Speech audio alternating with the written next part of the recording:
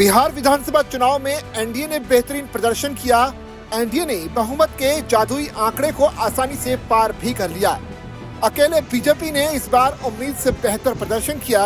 वहीं महागठबंधन बहुमत छोड़िए अपने पिछले प्रदर्शन को भी दोहराने में कामयाब नहीं रहा।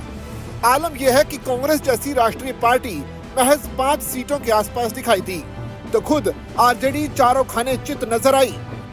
दूसरी तरफ एनडीए की इस जीत में बिहार में नीतीश कुमार की योजनाओं के साथ साथ बीजेपी की धुआंधार रणनीति की भी चर्चा हो रही है। बिहार विधानसभा चुनाव में बीजेपी ने जिस प्रकार महागठबंधन के खिलाफ आक्रामक रुख में प्रचार किया, प्रधानमंत्री नरेंद्र मोदी द्वारा जंगल राज के मुद्दे पर विपक्ष को घेरना, इसने जनता को एक बार फिर लालू के जंगल राज की याद दिला दी। मोदी नीतीश की जोड़ी को जनता ने खूब पसंद किया, जिसका नतीजा ये हुआ कि एनडीए को जबरदस्त जन समर्थन हासिल हुआ।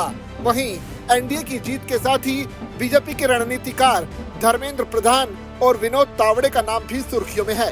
धर्मेंद्र प्रधान को सितंबर में बिहार में बीजेपी का चुनावी प्रभारी नियुक्त किया गया था। हालांकि बिहार से उनका पुराना नाता है। साल 2012 में वो बिहार से राज्यसभा सदस्य के रूप में चुने गए थे।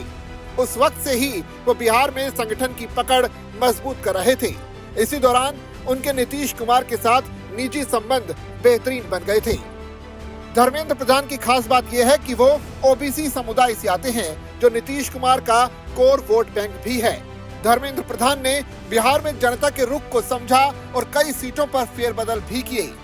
साफ शब्दों में कहा जाए तो बिहार में धर्मेंद्र प्रधान बीजेपी के चाणक्य साबित हुए। वहीं बिहार में बीजेपी के चुनावी प्रभारी के रूप में अपनी भूमिका निभा रहे विनोद तावड़े की भी खूब चर्चा हो रही है।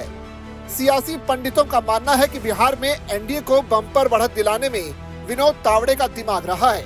विनोद तावड़े ने एक सीट पर प्रत्याशियों के नामों का चयन काफी सोच समझ कर लिया। मैथिली ठाकुर को भी चुनाव मैदान में उतारना इसी रणनीति का एक हिस्सा था। अब अपने इस नए रणनीतिकार को बीजेपी कोई बड़ा इनाम दे सकती है। कयास लगाए जा रहे हैं कि बीजेपी बिहार में शपथ ग्रहण के बाद विनोद तावड़े को अध्यक्ष पद का इनाम दे सकती है।